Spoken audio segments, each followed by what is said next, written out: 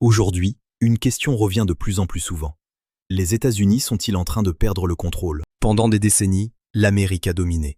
Économie numéro 1, puissance militaire incontestée, influence culturelle partout sur la planète. Mais aujourd'hui, quelque chose change. Et ça se voit jusque dans les rues. Depuis hier, des millions d'Américains manifestent à travers tout le pays. Un mouvement massif, baptisé No Kings, pas de roi. Des rassemblements dans plus de 3000 villes. De New York à Los Angeles, en passant par des petites villes rurales. Une mobilisation énorme. Le message est clair. Une partie de la population accuse Donald Trump de dérive autoritaire. Les manifestants dénoncent plusieurs choses. Une politique migratoire jugée brutale. Une guerre en Iran qui inquiète. Une hausse du coût de la vie. Mais ces manifestations, ce n'est pas juste un événement ponctuel. C'est peut-être le symptôme d'un malaise plus profond. Car une grande puissance, ce n'est pas seulement son armée ou son économie. C'est aussi sa stabilité intérieure. Et aujourd'hui, les États-Unis apparaissent de plus en plus divisés. D'un côté, des millions d'Américains qui soutiennent Trump. De l'autre, des millions qui descendent dans la rue contre lui. Une fracture politique, mais aussi sociale, économique, culturelle.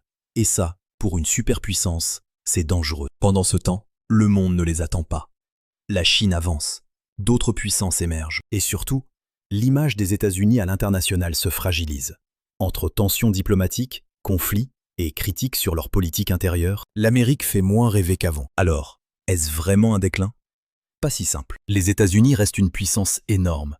Première économie mondiale, armée la plus puissante, influence culturelle toujours dominante. Mais ce qu'on observe aujourd'hui, ce n'est peut-être pas une chute brutale.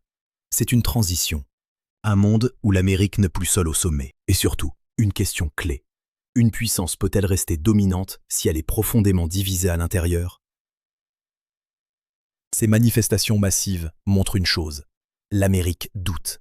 L'Amérique se débat. L'Amérique se transforme. Et la vraie question maintenant c'est, est-ce le début d'un déclin ou simplement le début d'un nouveau chapitre? L'histoire nous l'a appris. Les grandes puissances ne tombent pas toujours de l'extérieur. Parfois, elles vacillent de l'intérieur. Et vous, qu'en pensez-vous? Partagez votre avis en commentaire et abonnez-vous pour ne rien manquer de nos prochaines analyses.